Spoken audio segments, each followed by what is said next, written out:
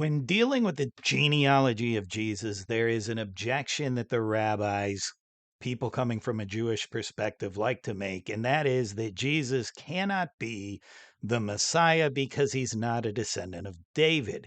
The reason they say this is because your genealogy is configured from father to son. If Jesus doesn't have a human father, they say, then he can't be a descendant of David. Now, one of the ways that Christians combat this is using a genealogy in Second Chronicles, or excuse me, First Chronicles, and we're going to take a look at it today. But first, since the video we're going to be looking at is Sam Shamoun, he says something odd in the video. I want to take a look at that. I'm Steve Perry. This is Biblical Anarchy, and today we're going to look at the genealogy and figure out, is Jesus a descendant of David or not, and does it really matter?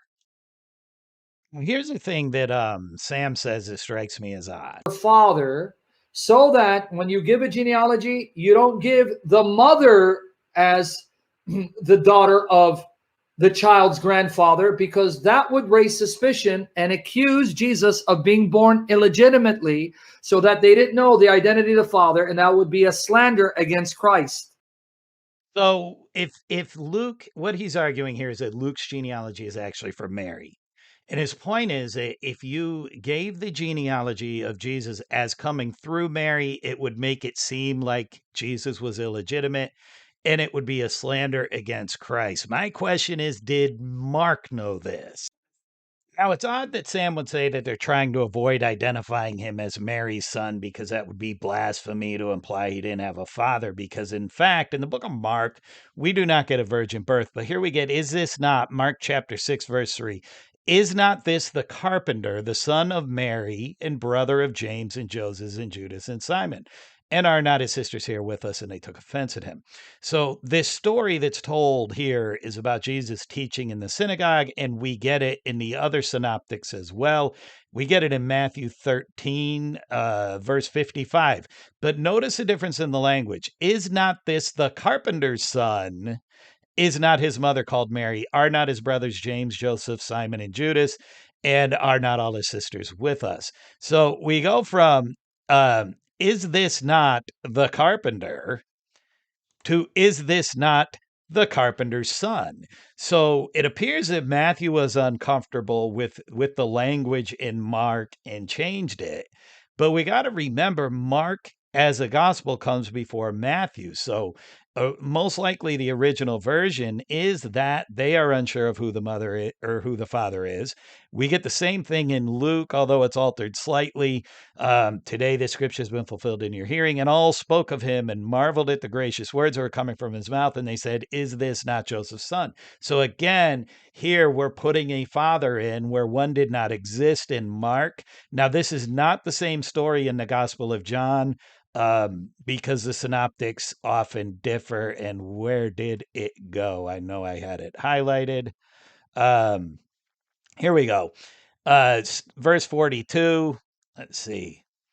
They said, is not this Jesus, the son of Joseph, whose father and mother we know? So again, they're putting a father in where one didn't exist. So to say that Luke has to do this, Luke doesn't have to do it. Mark didn't have to do it. Why does Luke? Mark was perfectly comfortable saying, you know, it's the carpenter, the son of Mary. And he's right in Jewish, in Hebrew tradition, to call someone the son of their mother is basically to call them an illegitimate child. Mark had no problem doing it. It can't be blasphemy. If Mark did it, it's in the Bible, right? You can't blaspheme in the Bible, unless you could argue that it's reporting on the blasphemy of the people of Nazareth. But it was certainly okay to say in Mark. Why wouldn't it be okay to say in Luke? Now to the point of the discussion. Let's jump forward and address this. Now here, Sam Shamoun is going to be arguing you find something similar in the book of Chronicles. Here he goes. And you find something similar in the Old Testament. If you don't mind, brother, go to First Chronicles 2, 34 to 36. All right, verse 34 reads, now Shishan had no sons, only daughters. He had no sons, right? And by the way, he's from the tribe of Judah, the same tribe of Jesus. Yeah, Shishan had no sons, only daughters, but Shishan had an Egyptian slave whose name was Jarha. So Shishan gave his daughter in marriage to Jarha, his slave, and she bore him Attai. Attai fathered Nathan, and Nathan fathered Zebed. Now you got a problem before you go on. That was all the way to 236. Yeah. So she gave birth to Attai. His daughter gave birth to Attai, his daughter, whose husband was an Egyptian. Jarha was an Egyptian, right? Right. And yet Jarha fathered a son named Attai, but Attai is not credited to Jarha, the Egyptian. He's credited to Shishan. So did you catch it? Since Shishan had no male heirs, his daughter gave birth to his male heir, even though her husband was an Egyptian. Still, his line continued through his daughter, through her son, Attai, though Attai's father was Egyptian. You see what's going on here? Right. That's an excellent example. Now, I think he's being intentionally deceptive here, and I'm going to point out why. And I don't make that argument lightly, but notice how much detail he goes into. When we get to, well, hold on, who's this and who's that, and why is the father, and the father's an Egyptian, and how many times does he say the father's Egyptian, yet he leaves out the important distinguishing thing that will help us understand this passage. Let's take a look. So let's go to the passage in 2 Chronicles that is mentioned. Or First Chronicles, I'm sorry, First Chronicles 2:34. Now Shishan had no sons, only daughters, but Shishan had an Egyptian slave whose name was Jarha. So Shishan gave his daughter in marriage to Jarha, his slave, and she bore him Attai. And it goes on to continue on the genealogy. Now, I've heard Rabbi Tovia Singer address this, and he makes the point that it doesn't say here that they're Jewish or that they're members of the tribe of Judah. The problem is it definitely implies it. Why carry on a genealogy if these people are not descendants? Like, the whole point of a genealogy is to name the legitimate descendants of a person. So I disagree with Rabbi Singer on this, but the problem is when it's explained the way that Sam Shamoun is explaining it here, it's being very deceptive. I want you to pay attention to what it says about Shishan, not just that he's an Egyptian or the slave, Jarha. Now, Shishan had no sons, only daughters, but Shishan had an Egyptian slave whose name was Jarha. So if we go to Exodus chapter 21, we get the laws on slaves. Now, I'm going to point something out here too, because we'll start in verse 1. Now, these are the rules that you shall set before them when you buy a Hebrew slave. But the word here, let's go ahead and do the lookup real quick.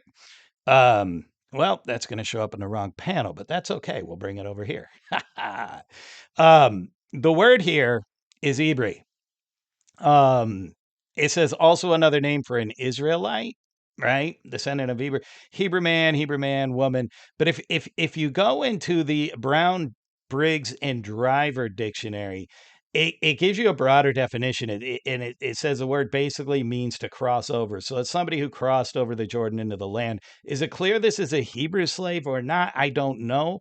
But the larger point here is when you get the laws for slavery with the Hebrews and then the laws for people who are not Hebrews, the laws never get stricter for not Hebrews. They get looser for slaves that are not Hebrews. So pay attention here.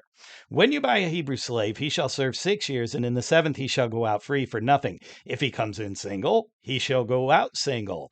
If he comes in married, then his wife shall go out with him. Now, Jarha is not married. He's single. So if he goes out single. If his master gives him a wife, and she bears him sons or daughters, the wife and her children shall be her master's, and he shall go out alone. Let's go back to the passage in Chronicles. This is where you have to be careful with the information that people give you, folks. Shishan had no sons, only daughter, but Shishan had an Egyptian slave whose name was Jarha. So Shishan gave his daughter in marriage to Jarha, his slave, and she bore him Attai. How is Attai the son of Shishan as opposed to Jarha, his father? Because Jarha is a slave.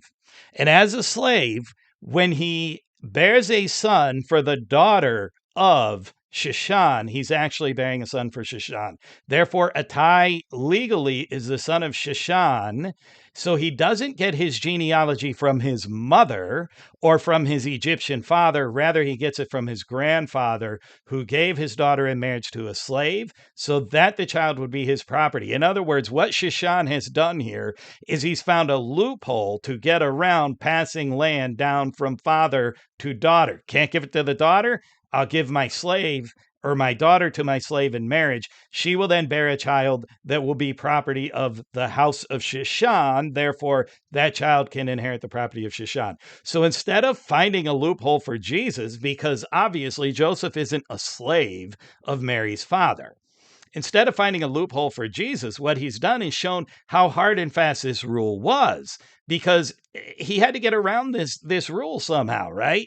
And the way to do it was to give his daughter as a slave. Now I'm going to jump forward here to John chapter 7 because I'm pointing all this out. I'm not sure how big of a difference it makes, to be honest. The question is, it's a personal matter. How big of a difference does it make to you?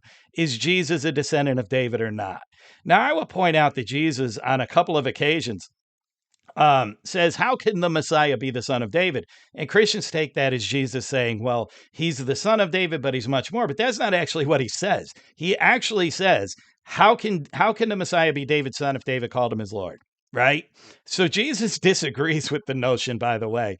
I mean, if you take it at face value, obviously Christians interpret differently. But if you take it at face value, Jesus disagreed that the Messiah had to be the son of David. But what did people of that day think? If you go to John 7:40, it says, when they heard these words, some of the people said, this really is a prophet. Others said, this is a Christ. But some said, is the Christ to come from Galilee? Has not the scripture said that the Christ comes from the offspring of David and comes from Bethlehem, the village where David was? So there was a division among the people over him. Now notice, this passage presumes that he's from Galilee and not Bethlehem. John doesn't have a birth story, so there's no reason in the book of John to presume that Jesus actually came from Bethlehem. He comes from Nazareth. But notice that some of the people accept him here, right? So there was a division among the people over him. Some of them says, hey, it doesn't matter if he's a descendant of David and comes from Bethlehem and all that. He comes from Galilee, who cares? Other people had a problem with it. So it seems like even at that time, people were willing. You got to remember, Josephus applies the Messianic star prophecy to Vespasian. So does Yohanan, who starts the Pharisaic movement, or not the Pharisaic, but the rabbinic movement. At least the school that the Babylonian Talmud comes out of is started by Yohanan. And, he didn't seem to have a problem with it either. So I'm not trying to bust Christians here and say, hey, you can't have it this way. If you hold fast to the prophecies that the Messiah will be the son of David, then you do have a problem here. Okay. And Shishan ain't getting you out of it, my friend. But if you see that as, well, maybe there's some way around it, which clearly some of the people did at the time. Josephus did, Yohanan did. Although with them, it could be argued they were saving their own skin. But here's some of the people in John chapter 7. They didn't have a problem with him not being a descendant of David. And Jesus himself, how can he be David's son? He seems to be denying that the Messiah is supposed to be David's son. So it seems to be something that different people had different opinions of. It just depends on how firmly you want to stick to the Old Testament prophecies. You can let me know, how firmly do you want to stick to the Old Testament prophecies? Let me know in the comments down below. If you enjoyed the video, give it a thumbs up, share it on social media, subscribe to the channel. Whatever you do, don't just sit there. Do something.